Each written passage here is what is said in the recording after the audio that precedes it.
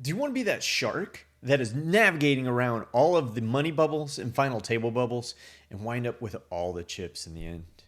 Or are you finding yourself being that fish that winds up just spewing off your chips, suddenly going bust or broke right around those really big pay jumps? Well, if that's you, or if you just want to improve, watch this video. I will walk you through in a play and explain exactly how to navigate both the money bubble, the final table bubble, and all the final table jumps. In fact, keep watching on this one because I go from 3 big blinds with like 6 tables left all the way up to heads up. I'm not going to tell you how it finishes. You got to watch it. Make sure you do like and subscribe down below. Most importantly, if you need some help, all those links are down below. Jump in, take notes. Let's talk it out. Let's go. Be the shark, not the fish.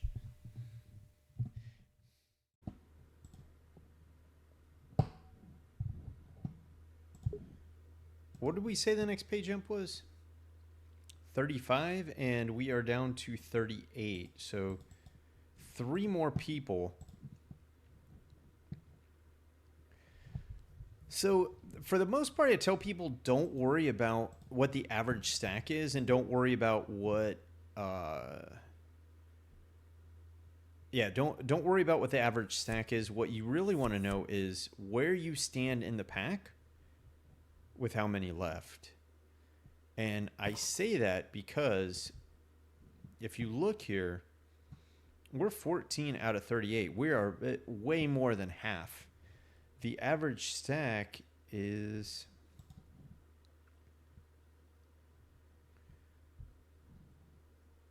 we probably have more than the average stack does. But what I'm most interested in is, can I hold off? And this one is just too strong. No matter what happens in front of us, we're probably going to wind up getting this all in, either reshoving or calling a shove. I definitely want to isolate somebody though. So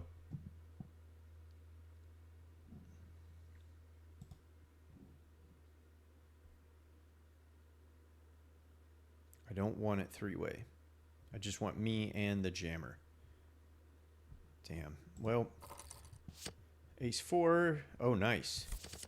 I just need a fade of 4 and they have each other's outs. Very nice. And that's how we just navigated into, guarantee we're probably a top 5 stack and maybe even a top 10 stack. So we just made that pay jump. We've got 35 left. The next pay jump comes at 26 people. And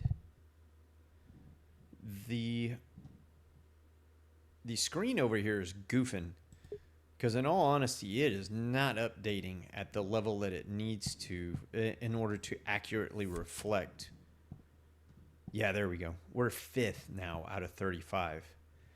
You know, and it becomes really important to we just lost 10 blinds. Man, it's crazy how this works.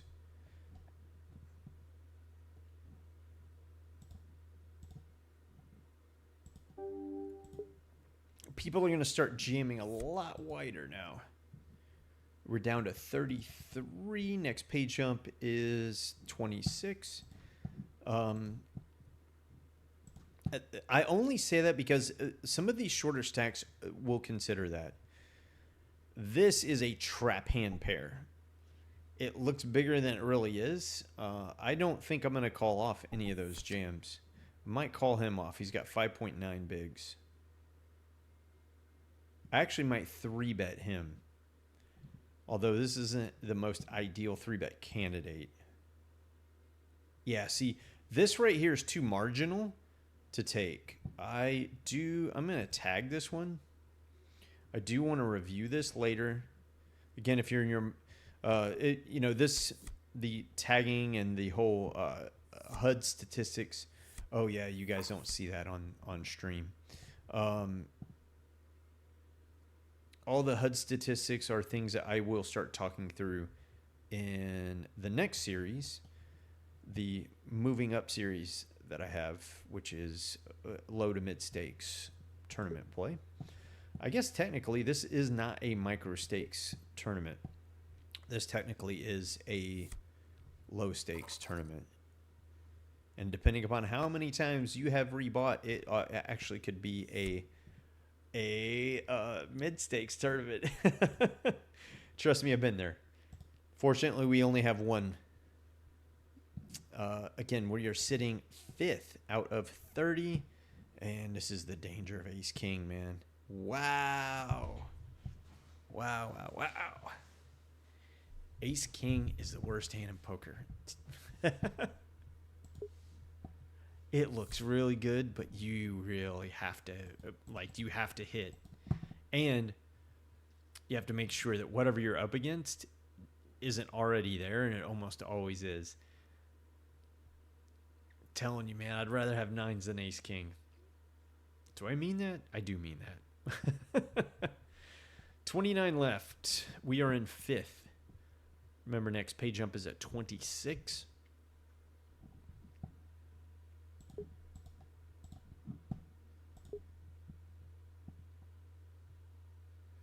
Right here, something I don't hear a lot of coaches talk about. One of my coaches, Brian Fight. If you haven't checked him out, he's known as the Texican. He is really big on this key, and he's one that's taught me this key I'm about to tell you guys right now. Do not, there are some circumstances where you need to pass up and a slight edge you might have to preserve your future game. Let me explain that. I'm 6 out of 29. If I picked up ace jack there and he's shoving 8 big blinds and I could potentially lose and then suddenly be at the bottom end of this tournament, it is a lot better for me to preserve staying in and around 6th place than trying to make a jump up into 1st, 2nd, or 3rd, and risk that spot.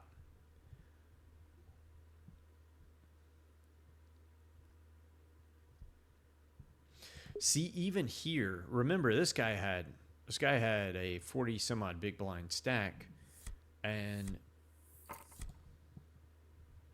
now he's staring down a 30 something big blind stack and just got back into the top.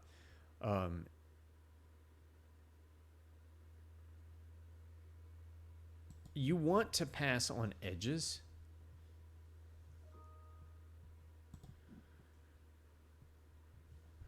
That could potentially backfire and don't have enough equity for you to take them. He is so wide. He's playing so many hands just so loosely.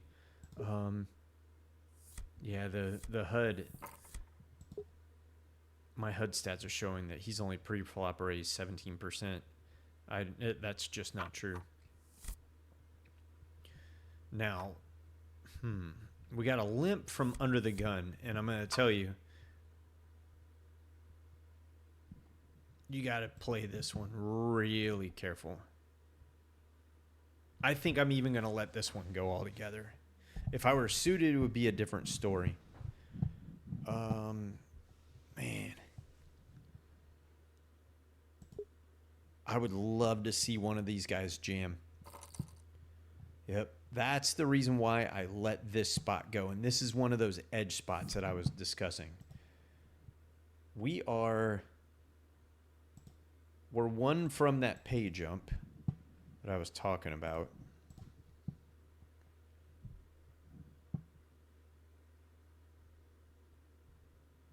Such a good jam spot. Any suited ace, any marginal pair.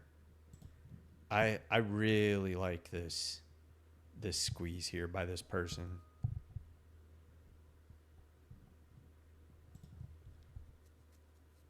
They're going to be able to get away with a lot in this spot.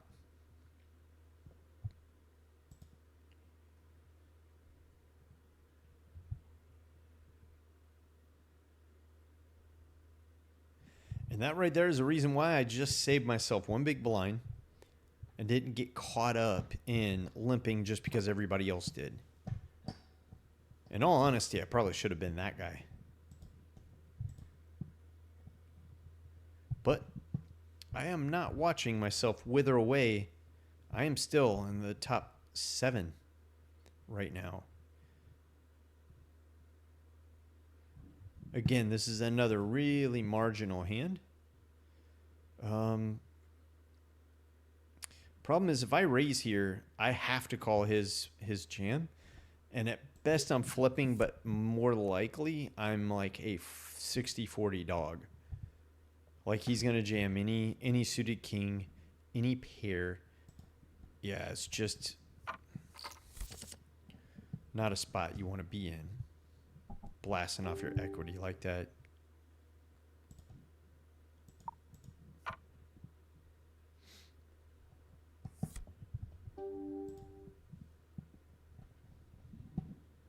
All right, so we are on the Stone Cold Bubble now in this one. I'm sitting 24th out of 154. I literally just put pressure. Sorry, I should have jumped over to this and didn't realize how close we were to the bubble. But, oh, I said I wouldn't say bubble, right? No, but this is the Stone Cold Hard Bubble. And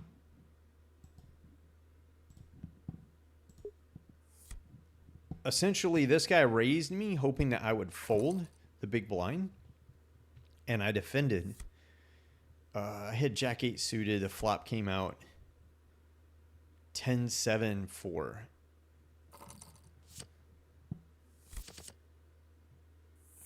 And I wound up, he checks. I went 2 big blinds, and he winds up folding. I might have jammed on him had I known that that was the Stone Cold Bubble. Because then he can't call with any, like, he's so diminished in that spot, right?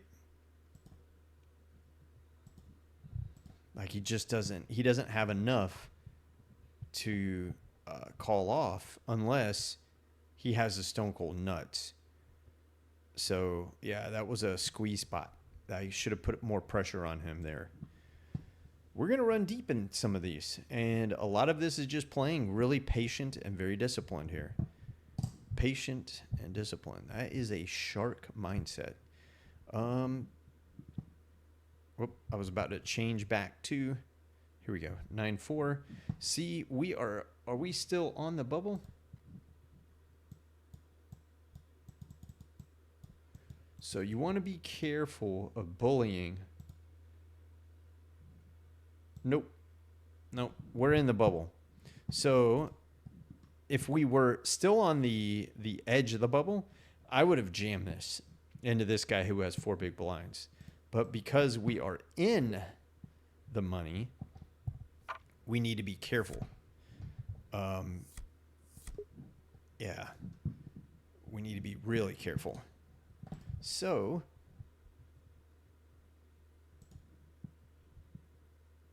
going back to this one, we are now 9th out of 25. So the thing that we do want to do, we've made that pay jump. The next pay jump comes at 17. And again, like, it's nothing to write home about. It is the difference between the pay jump actually gets to be a $10 pay jump. You know, it's almost a full buy-in on the pay jump. Still not enough to even make a difference to pass up in any kind of edge. But the thing I do want to do is make sure I don't lose being in the middle of the pack on some stupid marginal play. Like, even letting go of 10-7 here and not defending with it could be smart. If this is suited, I would be defending with it. But problem is, if I hit a 10, I could be in a lot of trouble against a better 10. If I hit, if I wind up getting like mixed up with something that is straight possibilities, you know, the likelihood of them being on the higher end of it is there. All right. All right. Just edges that you need to consider.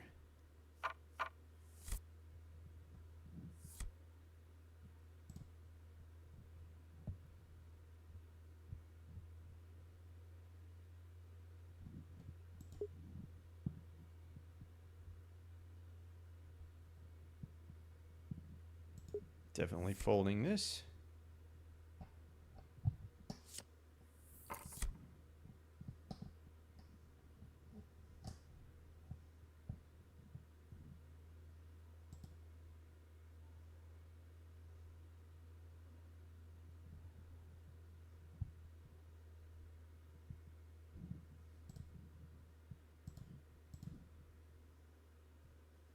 Gonna fold out here. Now we're getting into a zone I don't like. And it's, although we are in 11th place, we're still about to drop under 10 big blinds. And what happens there is we start to lose fold equity. Man, this is such a, I hate this hand with passion. I was raising. I actually think I was jamming this. This guy has jammed 4 hands in a row, or it's 3 or 4 hands in a row. Tell you what, in the crazy eights, they are dropping like flies now.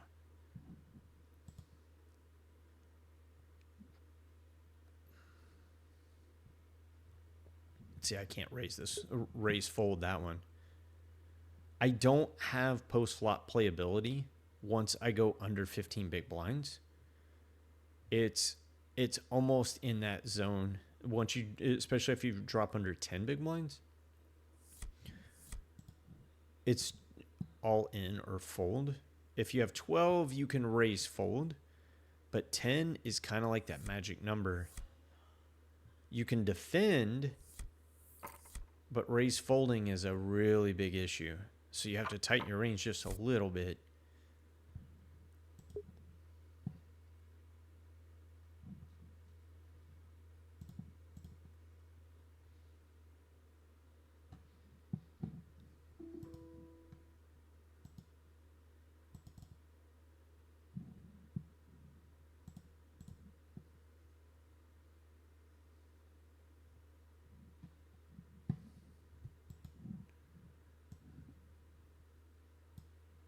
Ace 10, King 10, or King Queen.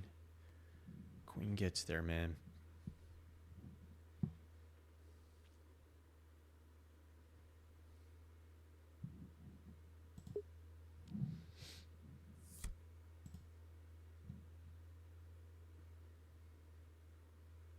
We are down to 3 tables.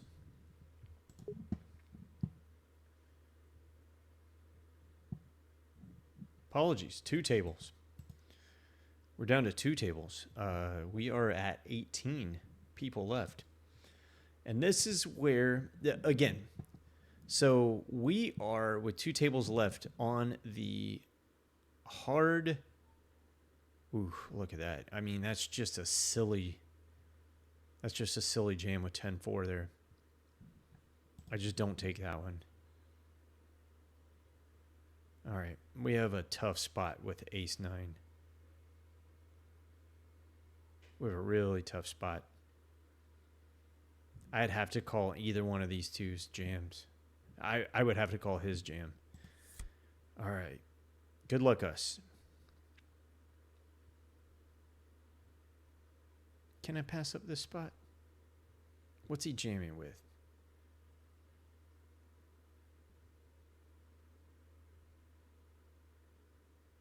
I think this is a call. I think this is a call. Cool. Cool. Good decision. Not because of the result, but because of what his range would be for us calling off. Do you want to go back and look at that? Yeah, definitely want to review that hand. Make sure you're marking your hands, people. So you remember, like I got in my head there, I wanted to make sure I was making the right decision, considering I mean, now we've got a stack, right? Now we are probably back into the top 10. Let's see that it opens or that it updates here.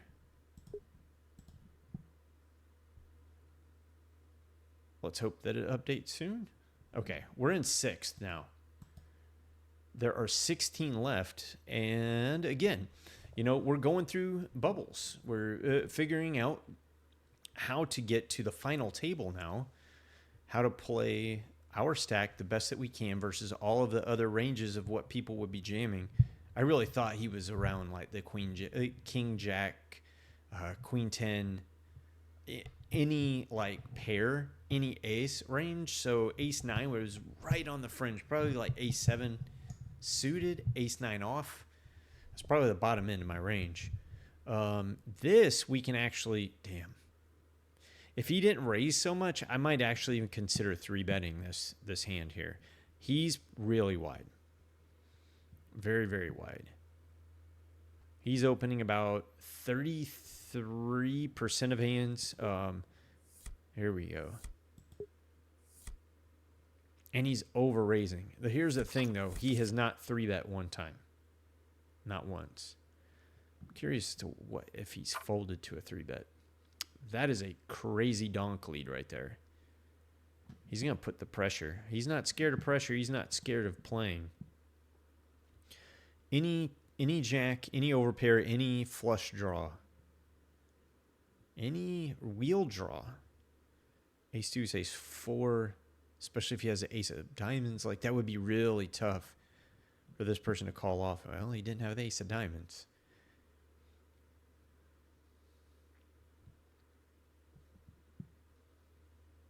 That's what's funny about seeing that rabbit. It tips off what somebody had. It tattletales. Okay, we got 2 all in. 2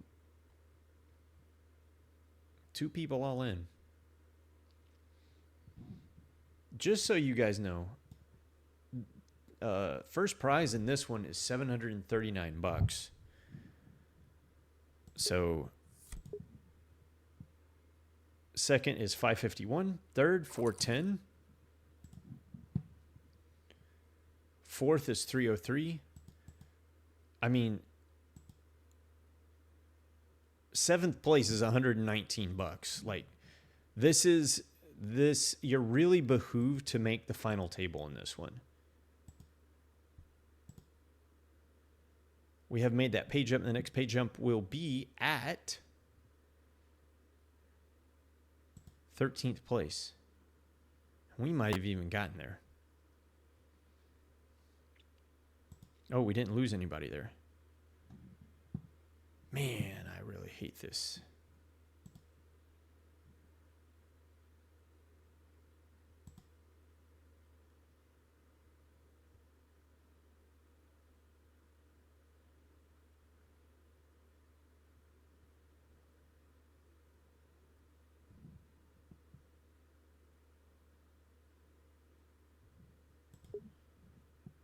We are still sitting 26 out of 109 in the Crazy Eights.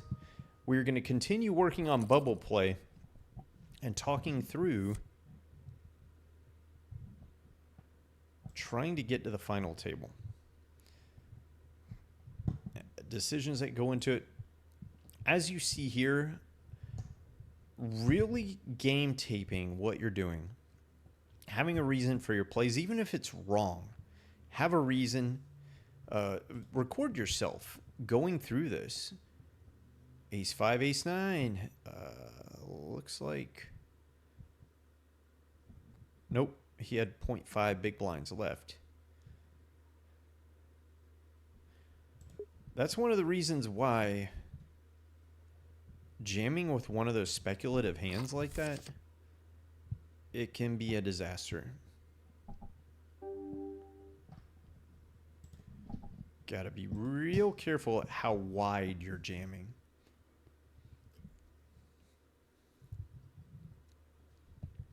Because now he just doesn't have enough left.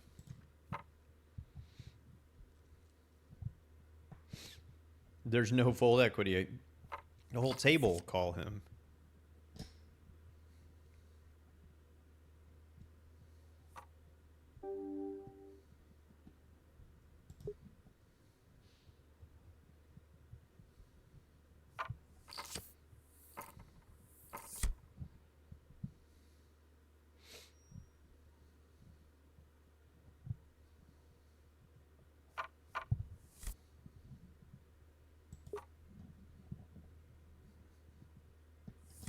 This guy's playing like we have like that dude's got a bounty on his head or something. There was no bounty there, my friend. 2-3.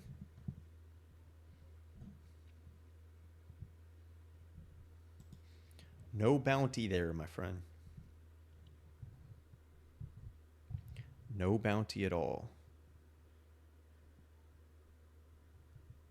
Curious if that got rid of the echo or not. I'm going to do this anyway.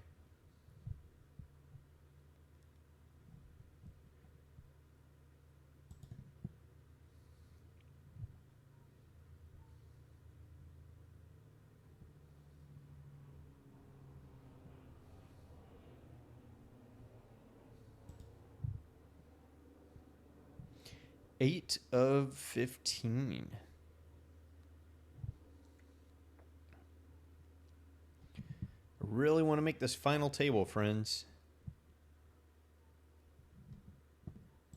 Looking at, so this is real ICM pressure now. I have 1.6 million in chips. Good for eighth. The person all the way up in fifth only has 1.8 million. The person all the way up in fourth only has 2.3. I get a double. I'm in third place. That says something. That is a lot. So freaking out and trying to overplay would be suicide. Like taking Jack 4 and calling off 80% of my stack. King 10 and 2s. I don't call King 10 there. I probably don't call King 10 there. Look at that, man. He just lost that big of a chunk. There's a lot. It's a very big chunk to lose. This is a merge range board. He defends with a lot of queen 10s, jack 10s. Yeah. I'm going to check this one back. There we go. This is the one that we would bet. Range versus range. So equity and nut advantage, 100% me on the turn now. I'm actually going to dial it up just a little. Cool. All right. And we chip up just a little bit. We are 39 out of 85 here. I do want to talk a little bit about, I want to talk about how to level up. And let's do this real quick. So we're sitting in the niner, 10th out of 15. But we have, again, if we double, we're immediately in third place. We can't overfold to the point, again, we've got 10 big blinds. Let's take a look at it, right? We have 10 big blinds. We're sitting where we still have fold equity against pretty much everybody. See this guy, he's in third, and we have half of his stack. He would really have to think about me jamming over the top of him. I do have to be careful because he has been one of those people that has not been scared to get it all in. This person has been playing a lot tighter. This person has been playing very tight. This person has been playing very tight, but they don't have any, like there's nothing to their stack. So in this spot, what I'm really looking to do is I definitely want that we are in a positive ROI for the game. I bought in twice. We've only made $7. We've gotten this deep in a tournament that had 296 entries, And we're on this on the precipice right now of being able to get into a fairly large payday. And that's where looking at the edges is really important to kind of pass up on things that would be really goofy. But when we start getting into that 8 big blind, maybe even 6 big blind range, we're going to have to take some edges. We're going to have to take a chance.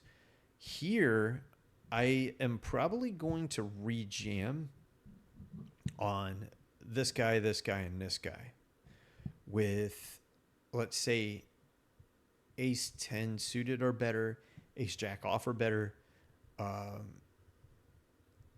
Any pair that is probably 8s or better. Man, I mean, I might even take 6s or 7s against this guy. He's just so wide and made such crazy plays. This dude had the chip lead at one point and had actually 1.6 million more chips. So, you know, while we're looking at this and looking at exploitative play, especially on these bubbles, you have to have a plan against most people. Now, remember, I'm talking about my range versus what they've shown down in their range and how they've been playing. Remember, they can always wake up with a monster. You could always get it in bad here. So you just have to make sure whatever play you decide to make, you're doing it with as much information as you possibly can and doing it in a way that's really going to exploit them playing bad and you playing well. So just remember what we were talking about. I have fallen down under the average stack. I have 1.5 million in chips, good for 10 big blinds, and the average stack is 2 million. I have a feeling you're going to have 2 million chips to get to the final table. So remember that. I don't see us getting many walks going into this, especially with this guy on our right. That's really kind of jammed us up. Yeah, see, him raising 3x every time is crazy. But it is putting me in a position where I have to, well, number one, he's going to start 3xing me. He's going to be the guy that I need to start jamming against.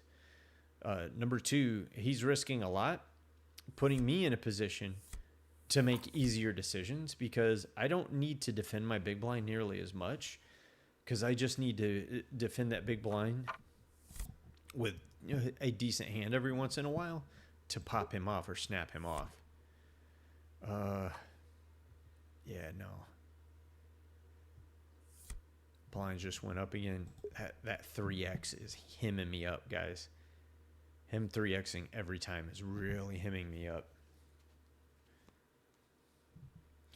Most importantly, you don't get too loose and you don't get frustrated. Although it is giving him a leash to kind of run over the table. I like the defend. Ain't scared. That was a quick check.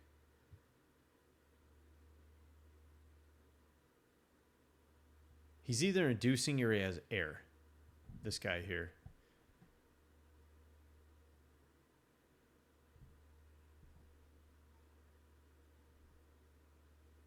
He's going to have to bet because he doesn't want to show down his bullshit hand. Queen Jack? That isn't that bad of a hand. It's actually better than I thought he was going to wind up having. I don't know why I played so passive.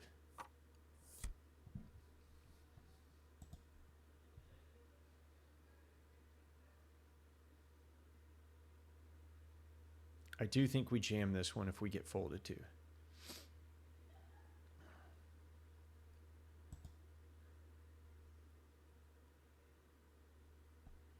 And I'm okay with jamming this one. Not okay with calling off. Man, this is the third time that we've been in this position where that guy winds up jamming when we have Queen 10. I guess it just gives us the opportunity to not make a bad decision, right?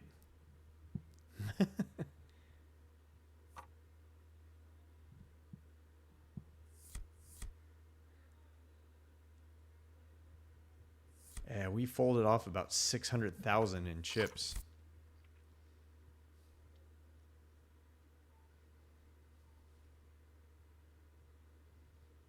See that? We would have had 2 overs. We literally would have been flipping. Now we're at 6 big blinds, guys.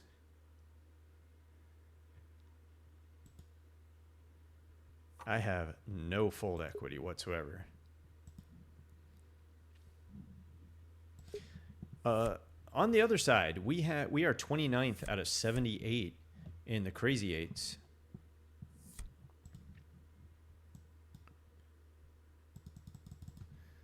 We have locked up. What did I say? 78?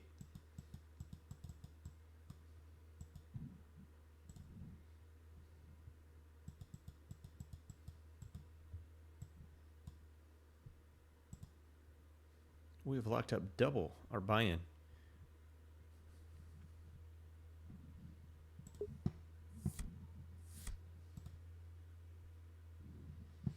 There are 14 left. We have somebody blinded in.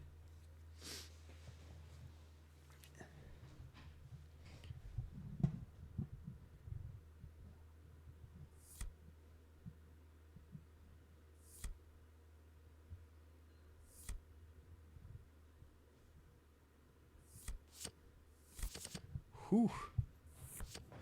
When it rains, it pours, people.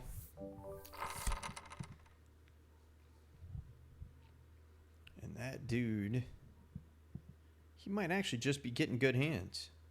I think I have to go with this, guys. I've become the short stack at the table. I'm pushing $1 million into the chip leader that has 5.3 million. Yeah, I'm just gonna have to go with this. I'm just gonna have to go with it. Hope we get one through, or hope that he has King 10. Phew, cool. Cool.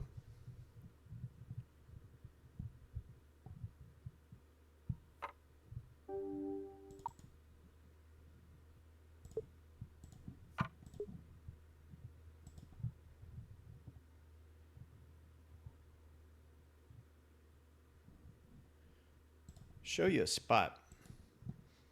Oop, almost missed it. So this board, I had King 8, King of Spades.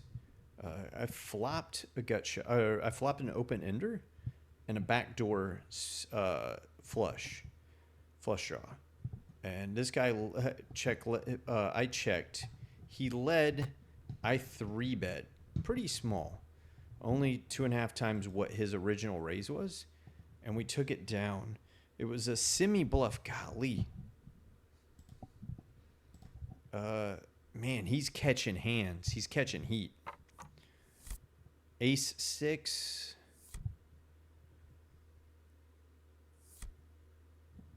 Yep, we're going here.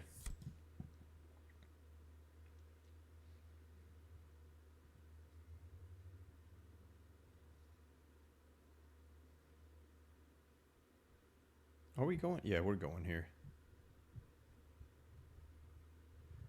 I can't fold out. And this is just...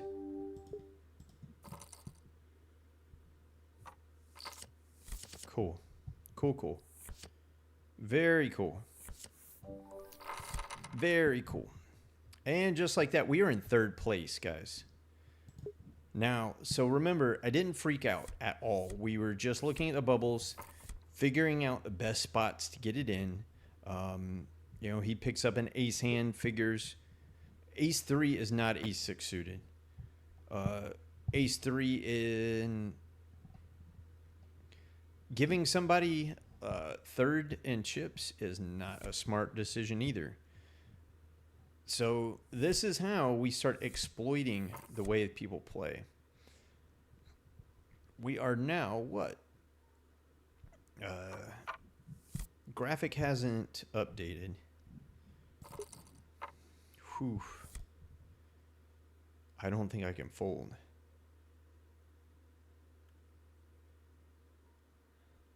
Wow. This is a tough spot.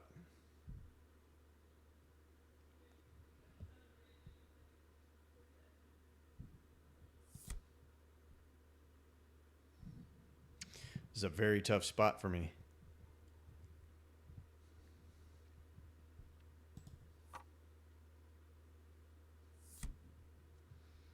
Wow.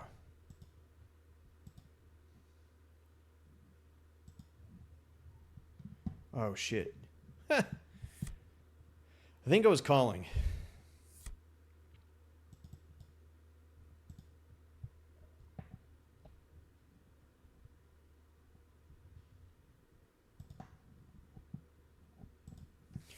That was one of those edges. Okay, here we go.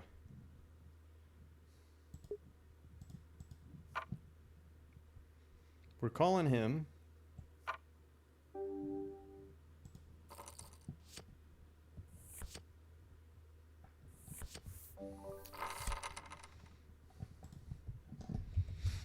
Let's see.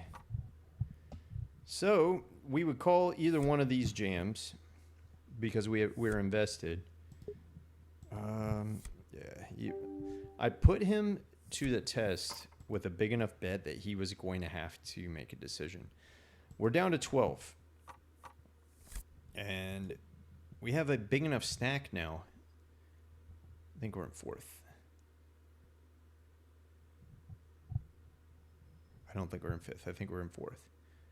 We have a big enough stack now that we can really start getting after it against the smaller stacks that are going to fear for not making the real money, which is at the final table. By the way, we are 23rd out of 60. Sorry. I'm 6th out of 65 in the crazy eights. I just had somebody. I had ace king. Somebody just jammed on me with a really silly play. And because I'm sweating this final table bubble so bad, and I really want to make sure that you guys are getting this. Here we go with aces. So let's go 2.2. Hey, for those of you that just tuned in, thanks for stopping by. You're looking at Ignition Poker's 40 or 299 guaranteed niner. We are 4th out of 12 with aces, and we got a dream here, folks. We got aces and the chip leader coming in, and a short stack sandwich between us. We are 2 away from the final table in this. Man, if he comes over the top. We have the ace of hearts, which plays very well. Go with the same bet that I originally led with. See if he comes over the top with ace queen, king queen. He has queen jack. King queen in his range. Pocket pairs. And we ladder up. We take the old climb back into third place.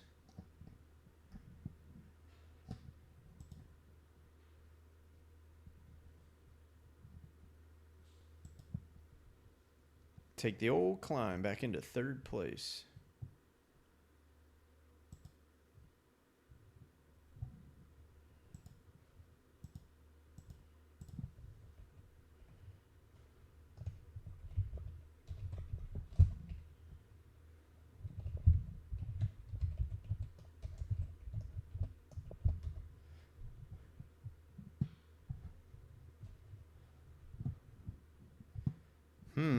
Can't call here.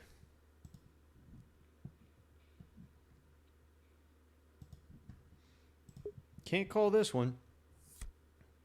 3rd out of 11, my friends. Hey, those of you just joining in, thanks for stopping by. Don't forget to give us a follow.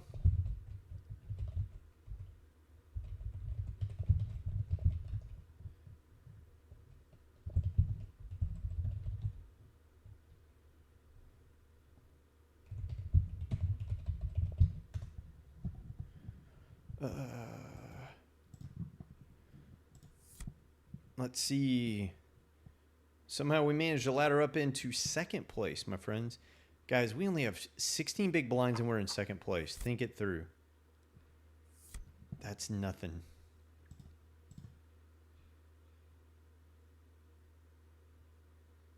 That is nothing. We're going to fold here. Pretty easy fold.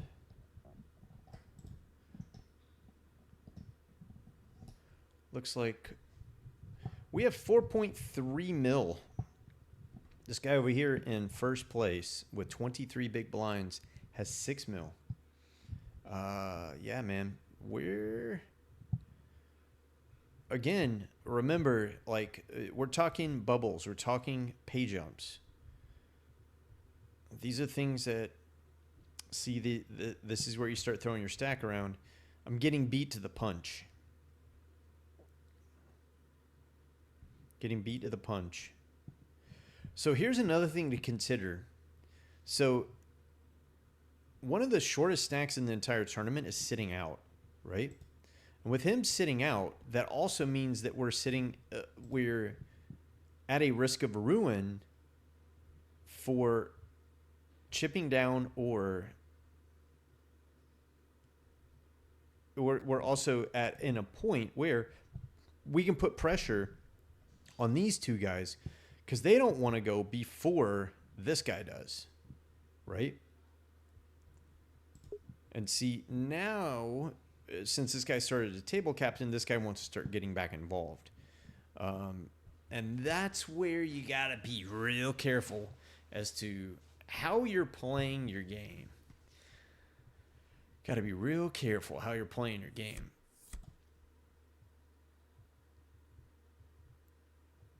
Let's see if nope, see, he don't want to tangle.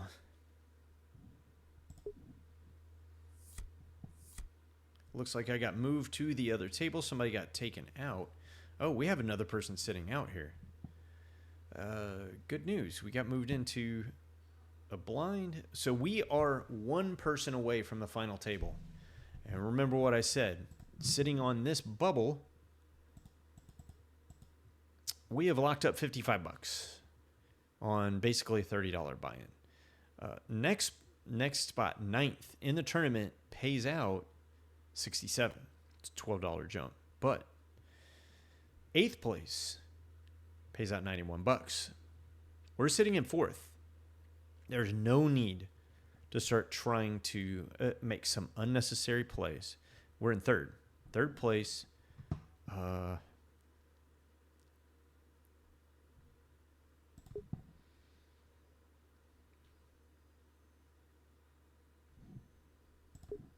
Got 2nd sitting over here next to us. Got somebody that's got enough of a stack. Yeah, I was gonna say. I'm feeling this is gonna get funny leading up to the final table.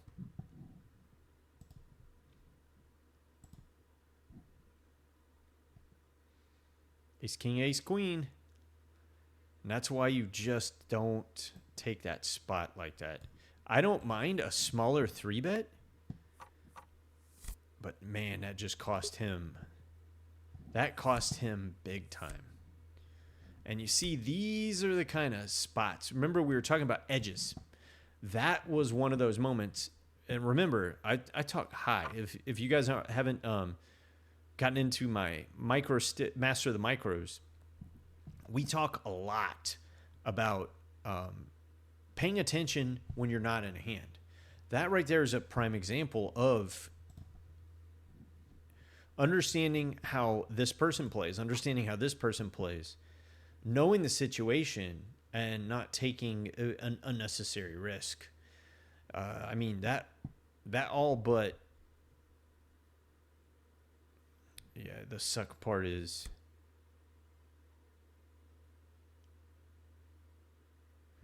I'll let him take him out.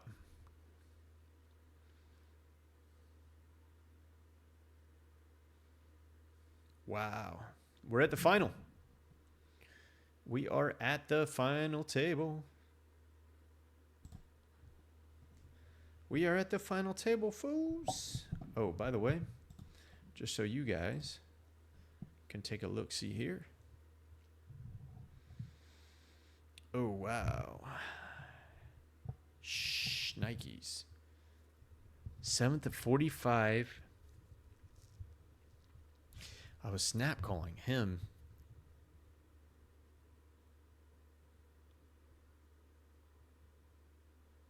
I think I'm priced to call. Holy cow, I'm priced to call.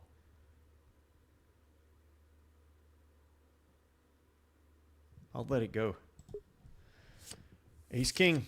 Wow, and this guy had the queen. I was 100% priced to call that spot, and I let it go. Wow, dude. Nice job, me. Nice job, me. All right, so let's do some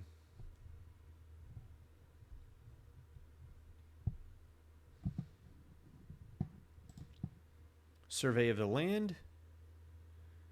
Okay, so look at all of these very short stacks. You got 1, 2, 3. 3 that are so incredibly short that we have to make sure we do not bust before them. It would be absolute suicide.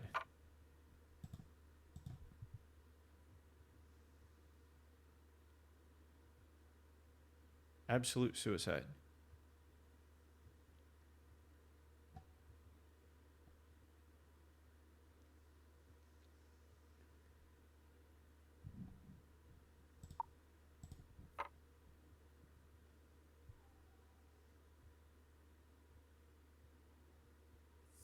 Look what we folded.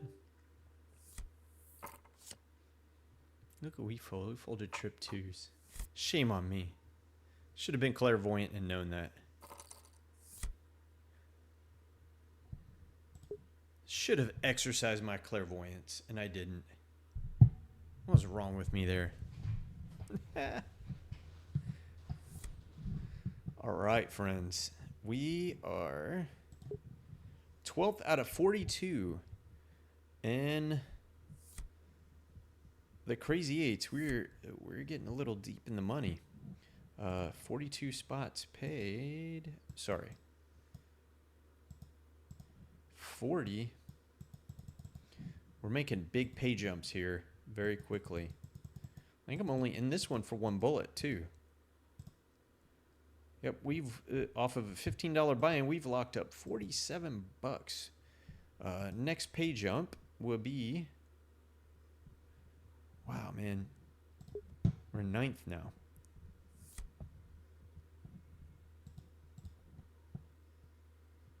We are in 9th with 40 left. Next pay jump. No, that's a thing. There's not a big pay jump until 26 left. 2-2 queen 9. 2-2 holds. Sir, you need to teach me how to play 2-2 like you, because I don't think I could.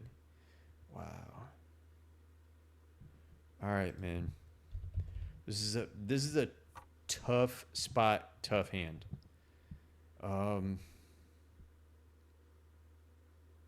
He's going to be all in. Wow. Let us see what happens here. I'm going to have to play this one pretty face up.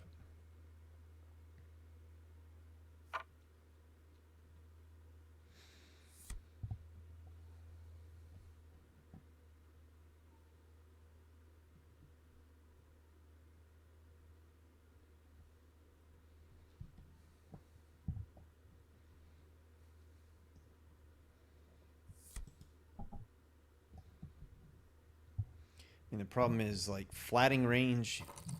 Yeah, I was going to say king, queen, queen, jack, 10s, 5s. Yeah, just 10-9. Wow.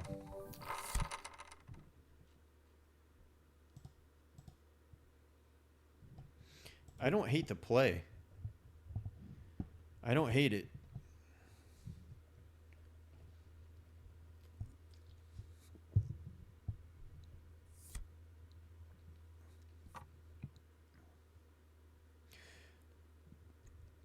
this is ICM pressure at its best.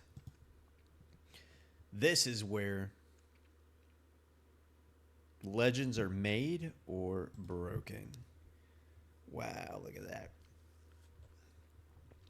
It's tough when that mythical sitting out person quadruples 4 times. All right. All right. So no matter what happens, guys, I am jamming.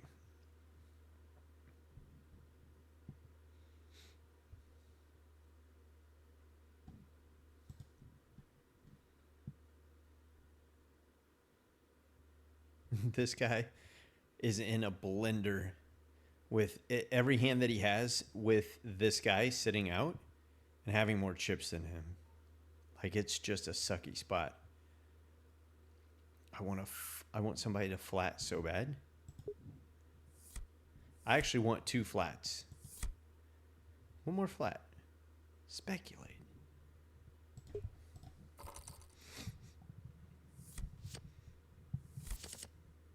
Hold. Hold. That was not a sweat. That was not a sweat, guys. Whew. Who would have thought that Jack 7 would have made me sweat? Man, that guy wound up having a lot of outs.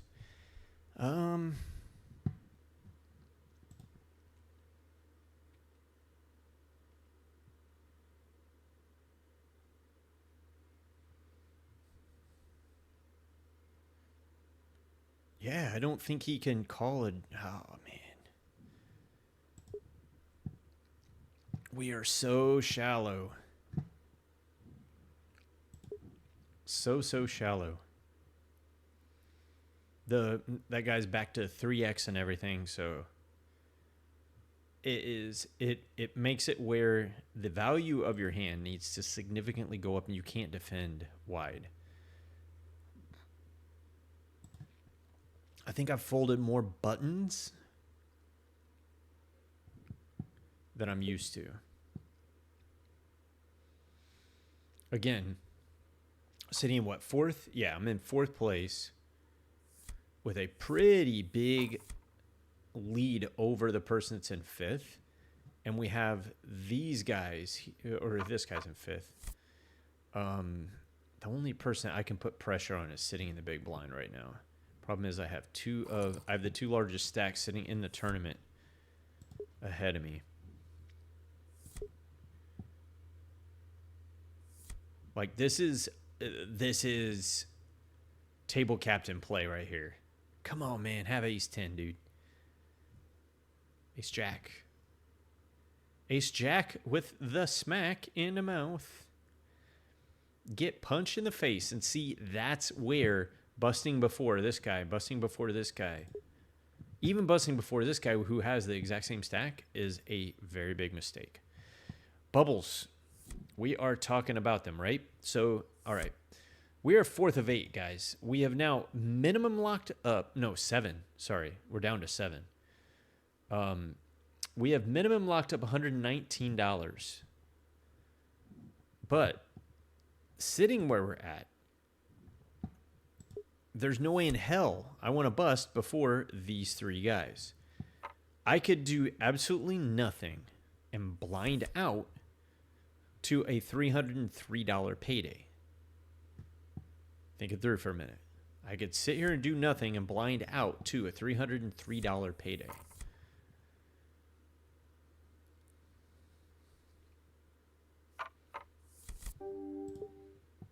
On $30 buy-in. 10 entries into this, the way I played this tournament. Not 10 entries into this tournament. It's actually 20 entries into this tournament.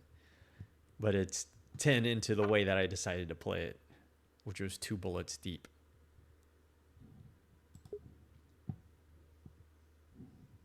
We are sitting 15th of 35 in the Crazy Eights.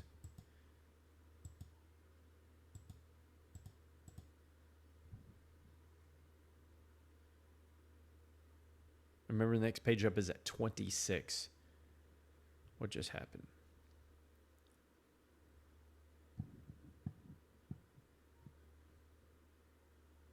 We are the opposite of deep stacked here.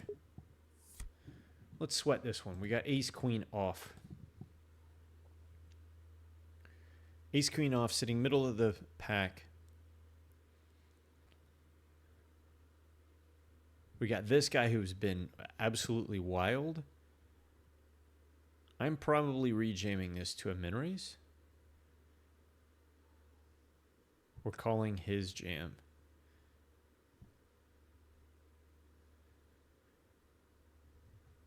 Hey, Amazing Jack.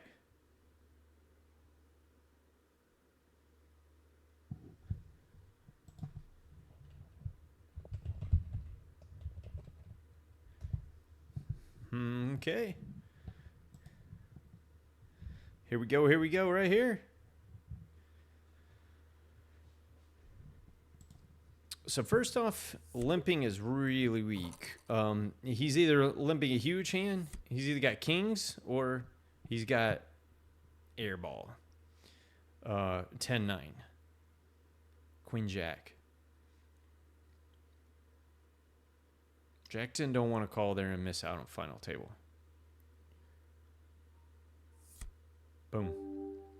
Just like that. Add about, what, 20% to our stack there? I'll take that.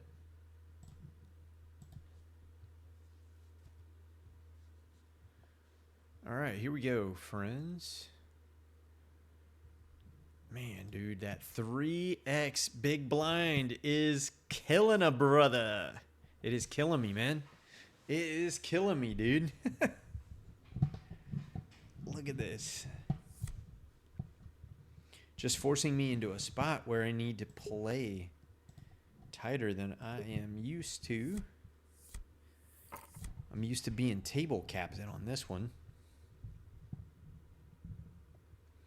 So we are sitting fourth, ace 10. If I get folded to, I'm probably shipping it. I do not want to play post flop, and I want to put the pressure on these guys to wake up with a better hand.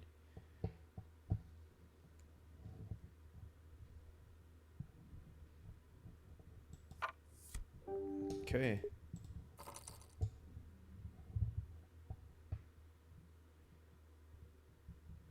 I am in a lot of trouble when one of these guys wakes up and calls. I love it. I love this spot. I love this spot. Bingo. Got him. Winner, winner, chicken dinner, baby. And there we go. Back into third place. All right. So he's the one person that is an absolute wild card. One of the very few people I think knows how to play with pressure.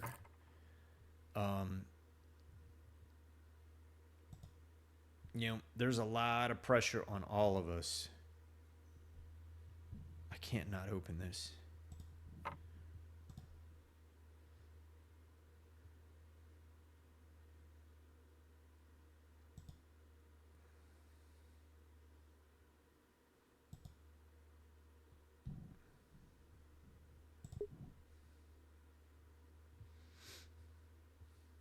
Okay. What you got, dude? Nice. Damn it. Well, we got it in ahead, and there you go. We caught up. We caught up, we laddered up. And just like that, we're down to 4. Oh, I took 2 people out.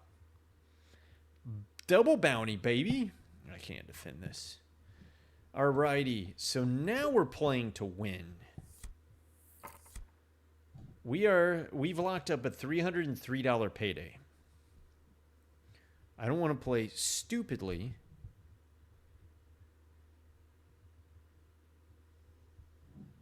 I'm not going to play like this guy. He's going to go 3x here.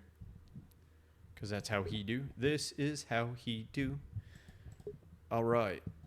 So, understanding the pressure. I'm in third in chips, which is good for $410 in the prize pool. We are a suited queen on the button.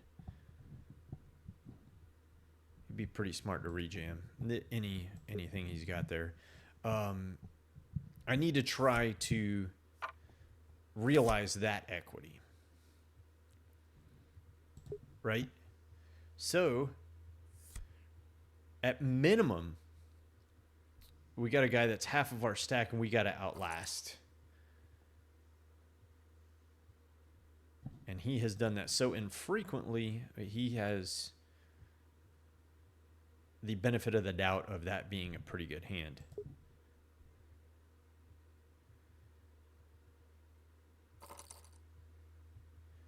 Everybody in the crazy eights is getting pretty jam happy. Queen 7, if this were suited, this is a defend. Unsuited, it is not. But it is that is a marginally close hand.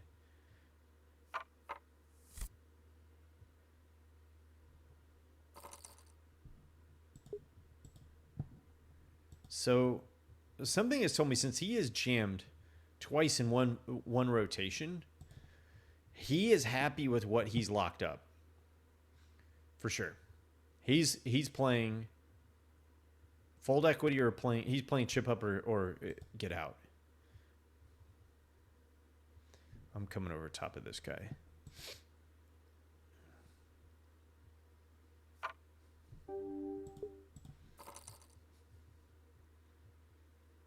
I am completely happy with my fate as to whatever happens in this spot.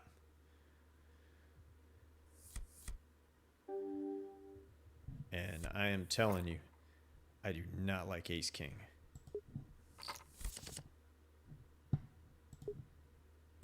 And just like that, we are second in cheapos.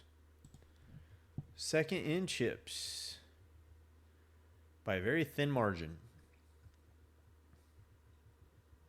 Because this is how we do. Ooh, look at this. Uh-oh. It's a sweat.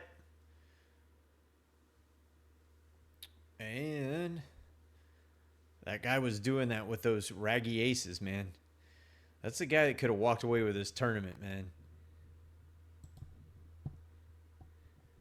I gotta fold that. That is the guy that could have walked away with this tournament, man. See the patience and discipline. This guy's played with the most patience and discipline of everybody at this table. Doom, doom, doom, doom, doom. He took my play. That was my play.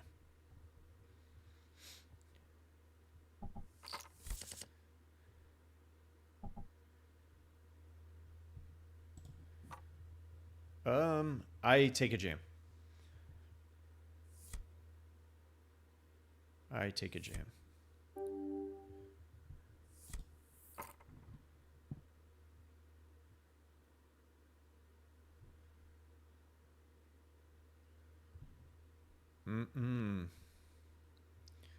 Only because he might be jamming and I'm not willing to call a jam. I'm not going to even invest beforehand. Remember, we are set on making minimum third place. Minimum. Once we get to third, I'm playing to win.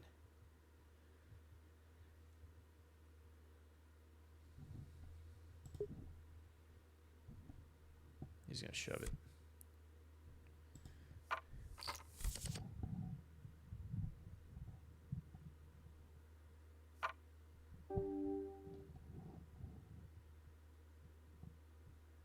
I think if I had king 10, I would continue. But I think if I had the king of spades, I would continue. I think this is a fold.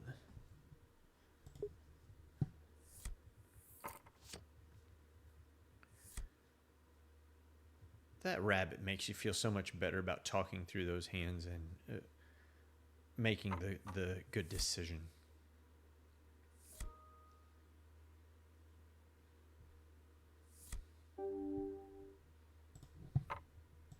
Let's see if he lets me have a limp range. He does not let me have a limp range. And that's okay. I will squirrel that back in my mental Rolodex and understand.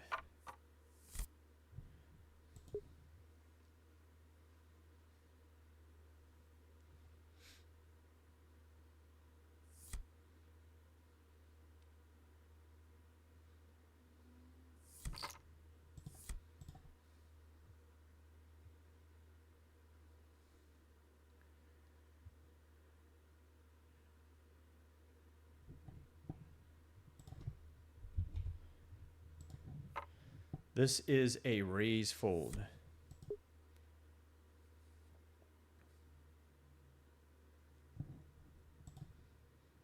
Remember what I said about having those 12 big blinds? You have raise fold range.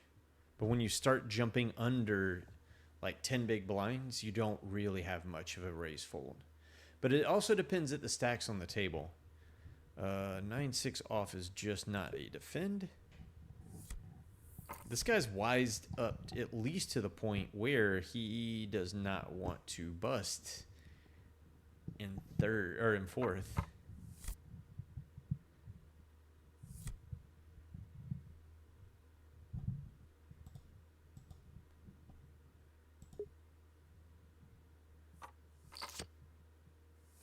Ooh, classic race.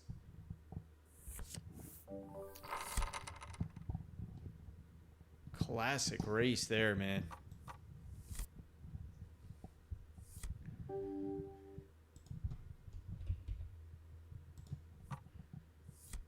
Give me the rejam.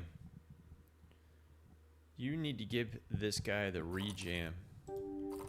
Let's go. Oh, look at this shit. Don't you do it. Whew. Man. My big pairs are getting... Whew, man. My big pairs are getting the sweat, dude. My big pairs are getting the sweat. By the way, we are 14 out of 18. We're down to 2 tables. And the crazy eights. We've locked up $58. One more place, and we lock up another $70 payday. Jack 10.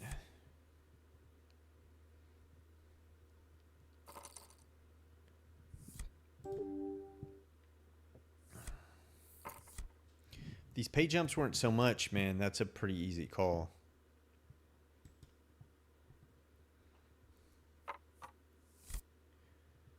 This is how we do.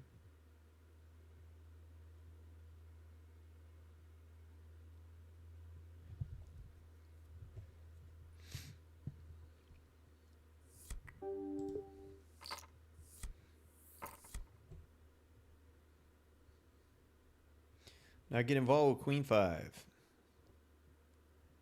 I will raise pretty much everything in my range here.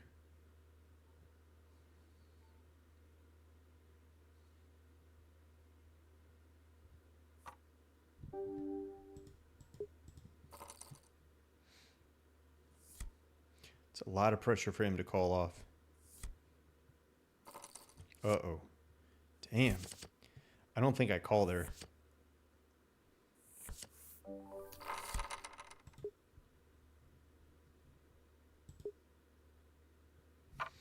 I don't think I call there if I'm him. I really don't think I call there if I'm him.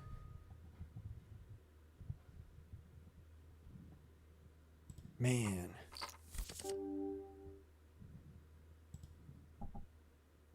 He's gonna fucking call pretty much anything.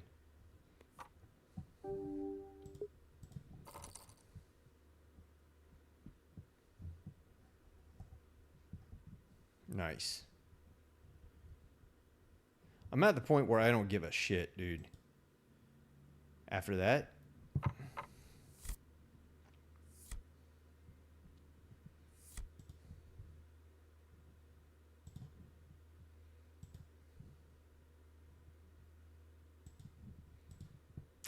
I don't think, like, I would have to tank. I don't know, man.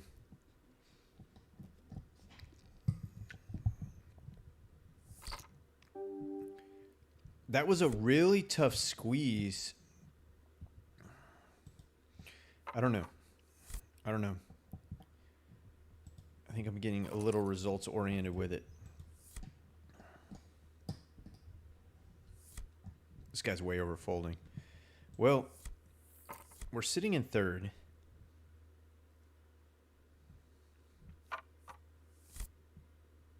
Yeah, this is a jam. Except when this guy starts 3xing, like he always does.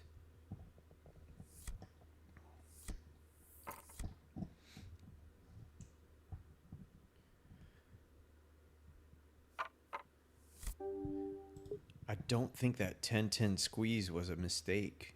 I think his call was.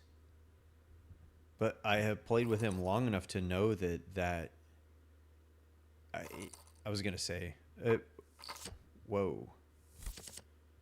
Whoa. Hold, kings. Hold, kings. Yes, we just got heads up. We just got heads up, folks.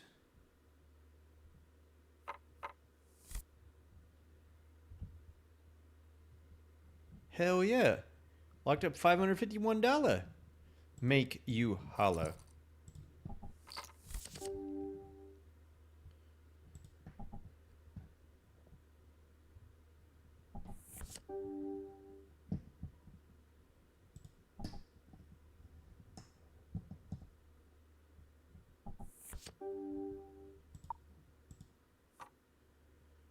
Make you holla.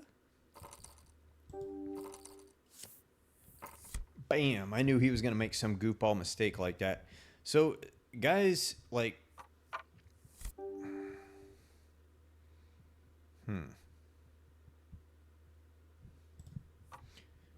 I am going to limp jam.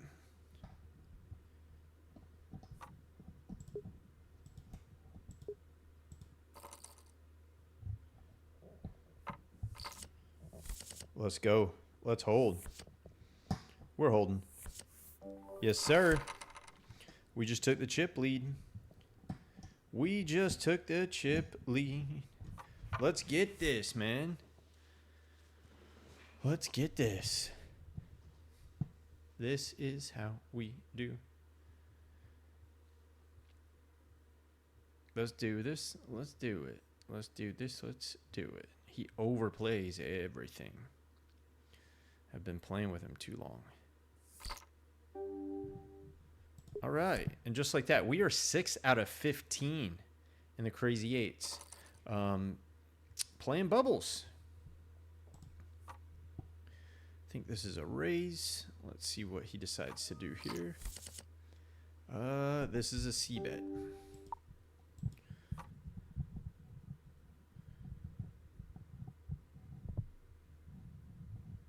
Can't really talk too much about ranges. He's going to jam any flush draw, any straight, any 10. Straight draw, any 10. 7 of 15 in the crazy eights. So ICM pressure is gone. I do want to make the $739 that are for first place here.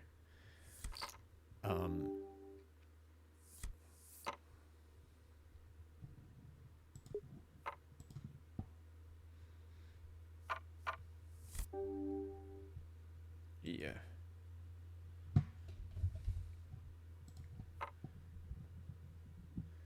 Remember, it is just ace-4. It is a good ace hand, but it is not jam worthy. He comes back over the top. We probably have a problem. What he defends with, this is probably not within that range. You know, you're looking at like queen 10s, maybe a 7, something along those lines. I can't really bet range here, but I can bet my hand. Definitely bet my hand. Any 3, any ace. All right. That is a pretty strong callback. Let's go. Probably don't want to bet there.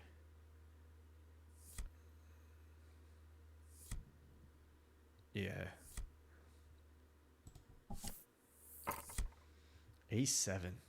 He had ace 7.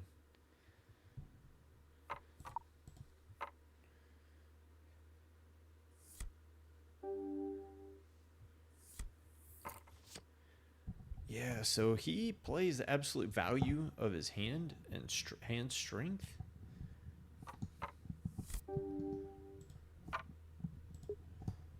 7 of 15 over here in the crazy eights.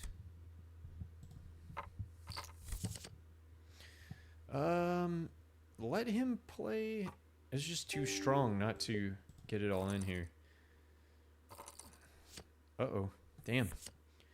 He tricked me. 7. He tricked me. He tricked me. I do not do a good Teddy KGB. That was my best Teddy KGB.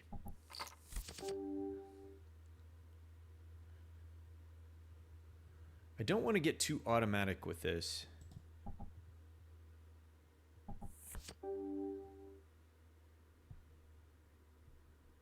It'd be silly not to stab here.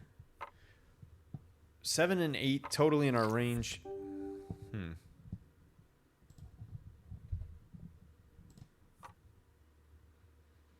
We have the... Damn, dude. All right. We're at that point. We are at that point. Let's get a double.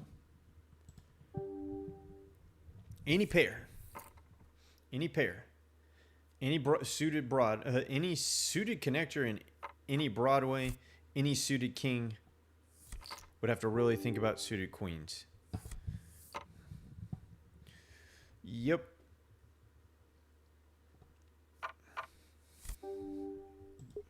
That is a double Broadway hand. Come on, hold. One time. Uh-oh. Yeah, yeah. Let's do this. Let's do this. Pretty typical heads-up hand there.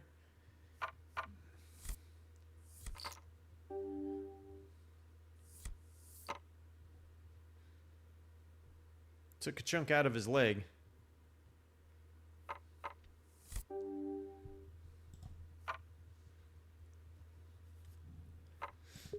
All right. You know what happened last time I did that? If I'm even going to come in, I'm going to have to limp junk.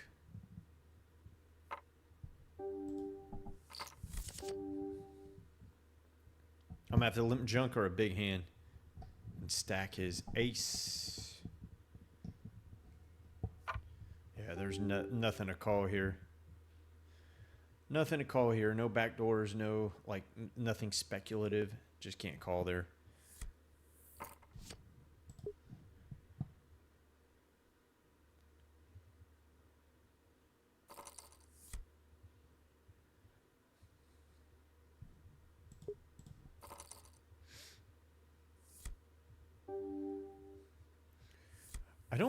I don't really want to be doing all that much jamming. It takes my capability of being able to outplay him post-flop out of the equation. I actually think this is a good repop candidate.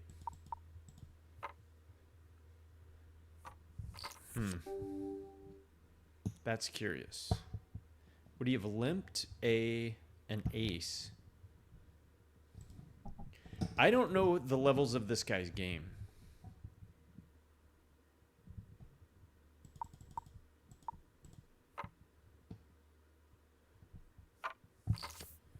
Kings. Nice job. Took a play out of my book. I like it. I like it. Good hand, man. All right.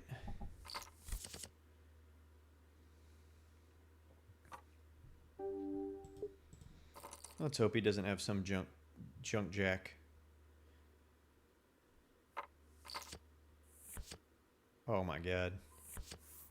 Wow. Wow.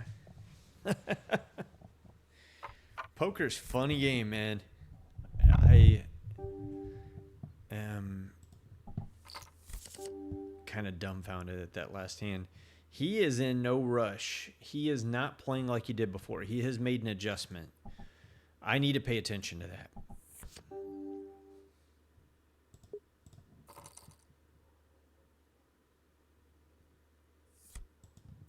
Not much I can do with this one. I can't even stab here.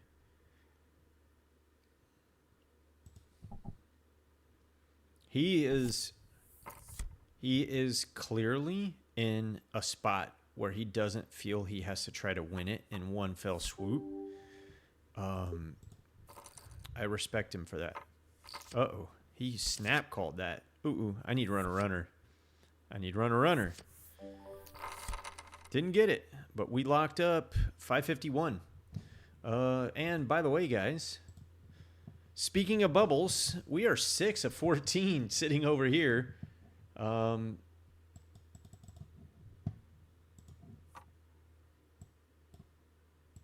Yeah, man. Yeah, buddy.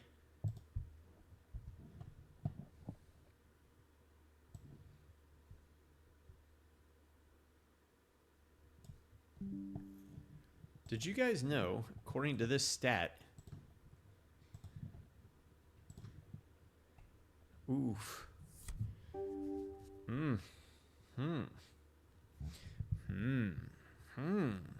That's a pretty easy fold. That is a pretty easy fold, friends. All right, so let's talk this one out. I goofed that heads up, that one hand. I probably could have even not jammed at 9-8 with 10 big blinds. 551 on a $30 buy-in is not bad. We now have locked up with 14th place, $86 in a $15 buy-in.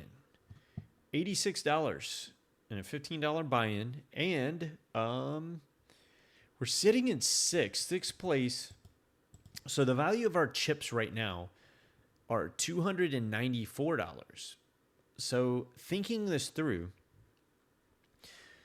like, it would be a very big mistake. We got 5 million in chips, and you got 13th, like 7th place is 4.2 mil. Like,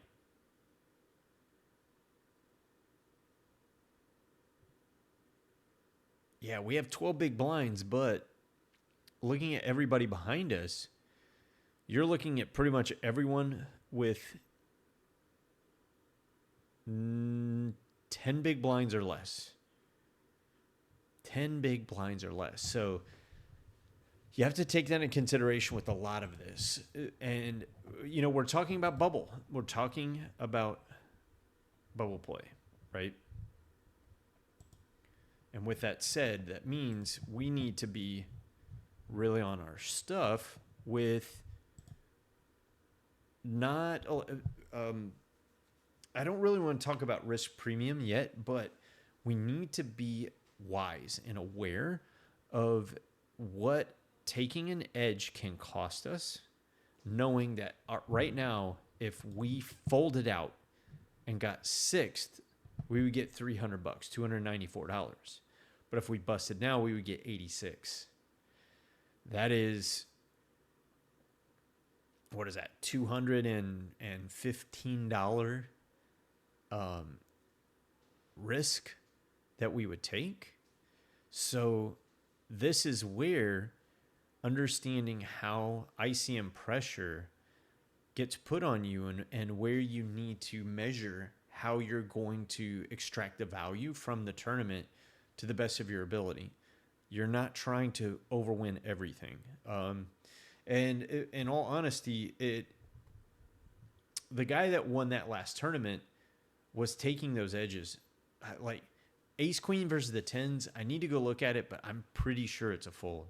I'm pretty sure the only thing that you call a 3-bet jam to there are going to be ace king suited, probably not ace king off, and jacks probably jacks might even be a fold. It might even be queens plus. It is a really, really tight spot there with the other two stacks that you're looking at. I can jam that. He can't call that. But that's also where when you get somebody to make that kind of mistake, you need to understand that you're playing against player population in a player pool. You're not playing against you, right? You're going to be, because you're sitting here, you're listening to study stream, you're looking at your results, you're going over your hands. You're going to be a better player than most of the population that you're playing against. That means you need to continue playing better than the population that you play against, but you can't be the person that overplays or that expects them to play like you. And you need to make some adjustments based on how they're going to play. Man, I was really hoping that was like ace 10 or ace jack there. The likelihood of it being ace 10 with me holding 10s is pretty low. Yeah, I'll leave it at that. I will leave it at that. What do we have? We have 20 seconds left. Yes, sir.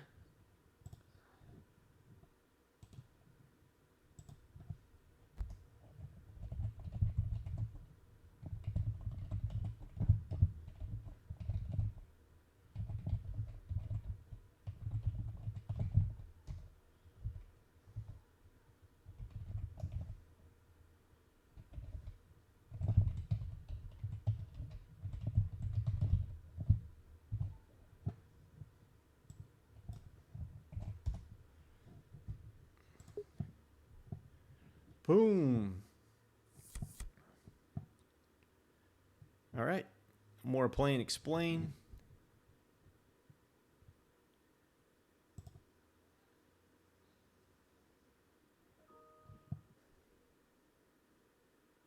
We could get into a lot of trouble here with how vulnerable our stack is compared to everybody else. Got a lot of people at this table. Got to admit, I am playing a hell of a lot better that I'm having to explain this.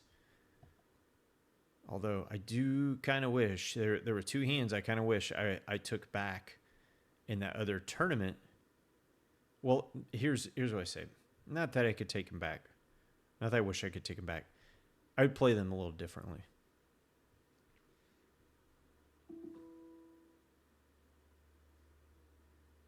This is not a defend. Not defending this.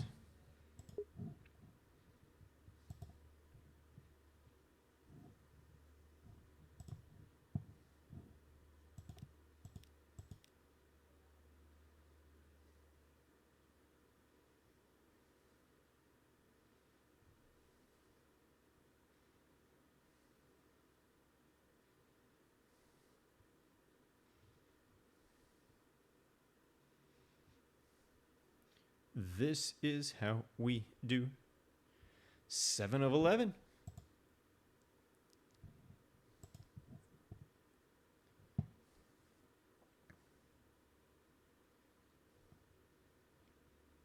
We can raise this against the big blind. I might go for a small 3-bet here. Unless he jams, obviously. Actually, let's do this.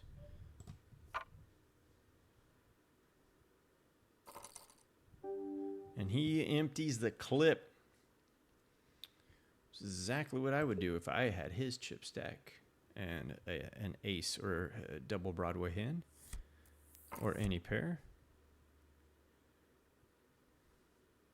And I punt off 20% of my stack.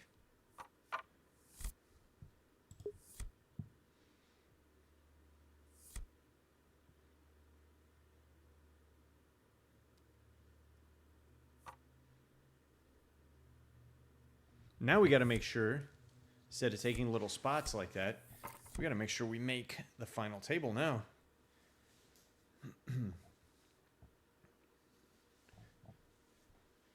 Remember, $90 here.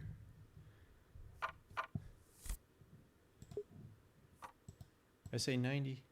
No, it's $86. Ninth place is 104. It is a one buy-in jump. One buy-in jump.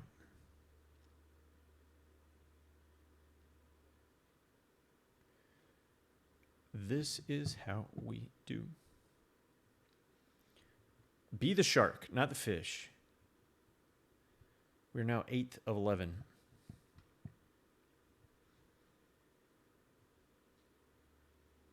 I think I unload here. I think I have to. Yeah. I still have fold equity. It's a strong enough hand. Yeah, I like this one. They're going to have to really contemplate calling off. I like this one. Wow. Ace 10. Come on, 5. Shiite. Well, there you go. Missed the final table by 1 spot. Got 86 bucks. Not happy with that one. Not happy with that one. I do need to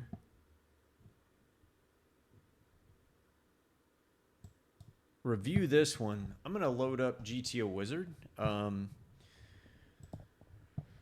This is something...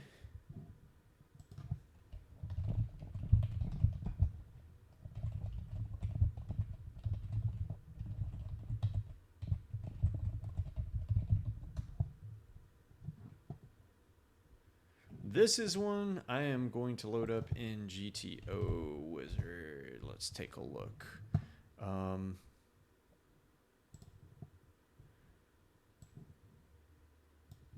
Here's what's cool.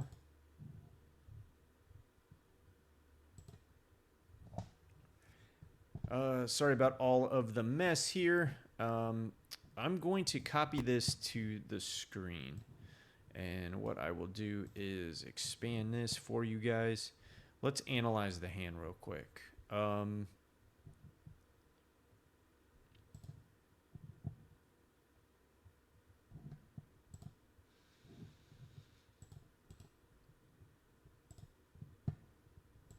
Let's put it in.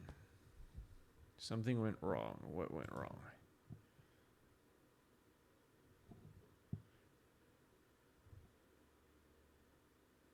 Ignition supported.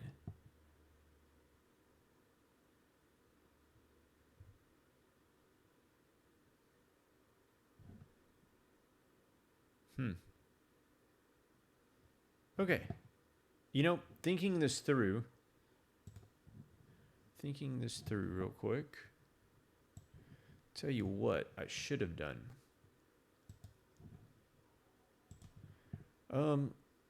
Tell you what I should have done, guys, is I should have limped in that spot.